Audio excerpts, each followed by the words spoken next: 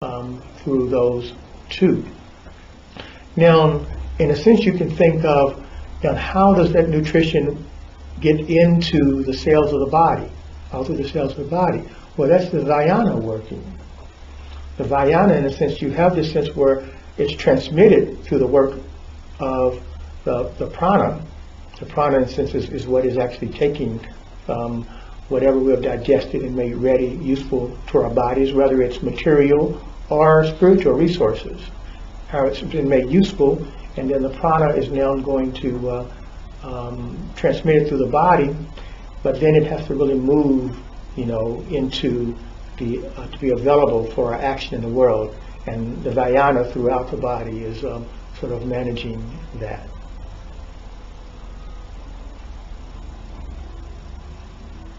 So is that picture sort of clear? Now, the image that is important to have is that our whole mind-body is really prana, etheric. We have etheric bodies. We don't have physical bodies. And the illusion that we have physical, see what happens is that, as I gave, you have a pond, which is on a farm. And that pond, there are contours of the shoreline, and there's also contours of the basin. Now, those contours then inform how the water in the pond moves. And you can think of that pond, basin, and the contours of that pond sort of being like heredity or material information. And this material information then shapes the etheric. And that shape the etheric takes is what we call our body. Now, once that shape is taken, it's sort of like if I do a clay sculpture, and I do it very well, and I show it to you, then whatever it represents is what you might see. That's sort of what happens to us in our body. We see the representation of the physical world, and then we identify ourselves with that representation. We identify ourselves with what has been sculptured. And we lose the sense of the etheric itself, which is actually being sculpted.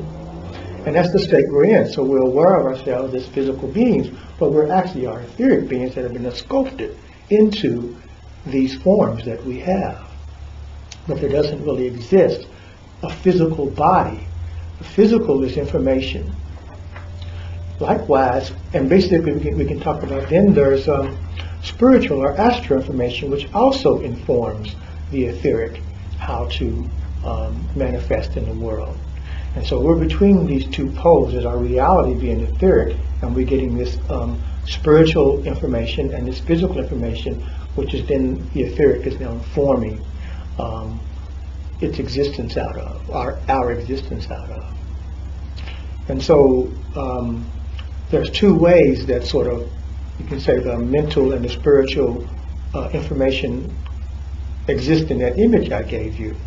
One way is the imagination or perception we can think of as the reflections in the pond that come through the light that basically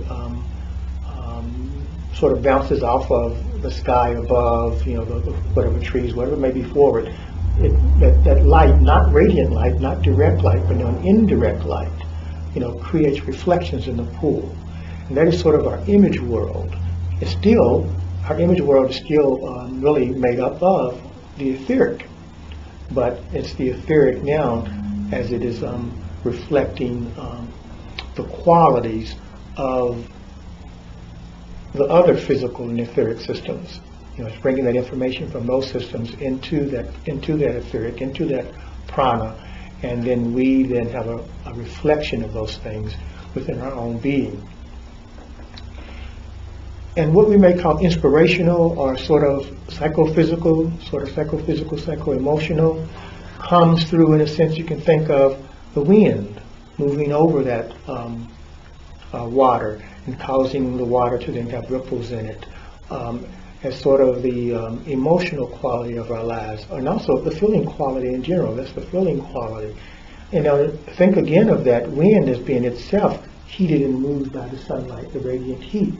So now it's kind of passing, it's not direct as it is when we go to intuition, it's indirect, something else is being moved by that spiritual reality, but then it impinges on our etheric, and we experience what we consider our feeling perceptions of the world. But then intuition is the deeper experience of having that direct penetration of the radiant light. And that radiant light then in the water, that release of heat, spiritual heat, then causes movement also in the water. To the degree that we can become attentive to that movement, we can quiet all the other ones. We can quiet the impingement of the movement that's due to the contours of the basin and the shore. We can quiet all the reflective stuff from the light that's bouncing off of other objects surrounding the pond, and we can quiet the effect of the movement of the wind over it. Then we can become aware of what of that movement is due to the radiant heat. And when we do that, we have an intuitive experience. And in a sense, that's the whole purpose of pranayama, the exploration of prana, is to quiet those others to such a degree that we can become aware of the movement which is left over. That movement which is left over, which is solely due to the radiant heat, the spiritual forces that radiate into us. And so we're going to calm the prana to the degree that we can now be attentive to that pure intuition. Now, that pure intuition, obviously in that image, you can see becomes a part of the body itself. That radiant heat has caused movement in the etheric. That movement in the etheric is body, mind. So this intuitive stream is actually becoming, we're becoming who we are. That's why Steiner always says that a way to first recognize an intuitive experience is through a will impulse. It's an impulse that comes in the will. In a sense, the movement in the water is a will impulse. And it doesn't come through the imagination and the feeling, right? Like someone says, oh, well, I just had this intuitive flash, which means they either had a feeling or imagination. That's unlikely an intuitive flash. That's more likely something coming out of, the wind element moving the water, or just one of those reflections in the imagination. So coming out of the thinking or the feeling in the terms of the imagination and the feeling in terms of the inspirational of the wind. But the intuition is always working in the will first. I'll give you an example.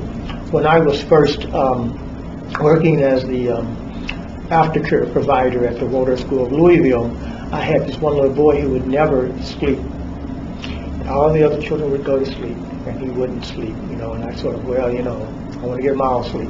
So my task, my goal was, my proof of my capacity as an aftercare provider was they all slept. And so I called on the angel, on his angelic forces, to give me a sense of what I might do, And then I noticed, quite unconsciously, I noticed that I was rubbing his big toe. And I noticed he was asleep.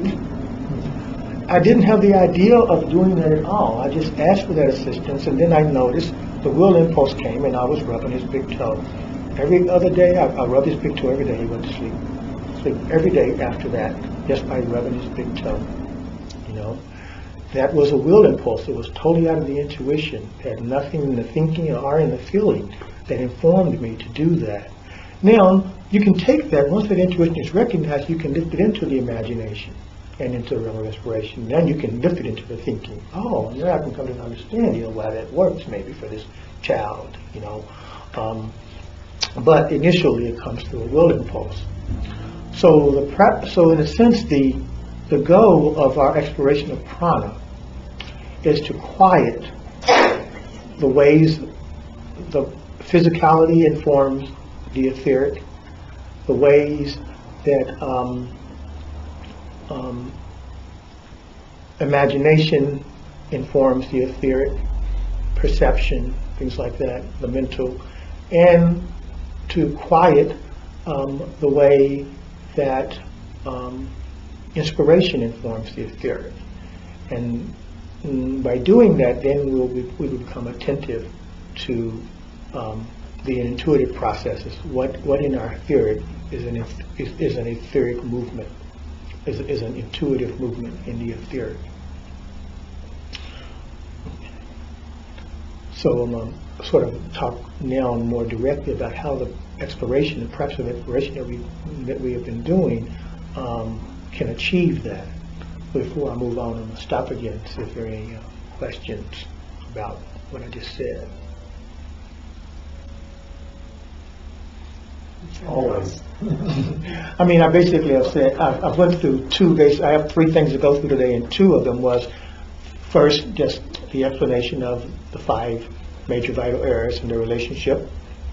And then secondly, this picture of the prana, or the etheric, as this water in a pond, and how it's manifests materially. Its material nature manifests out of the physical and the basin and the contours.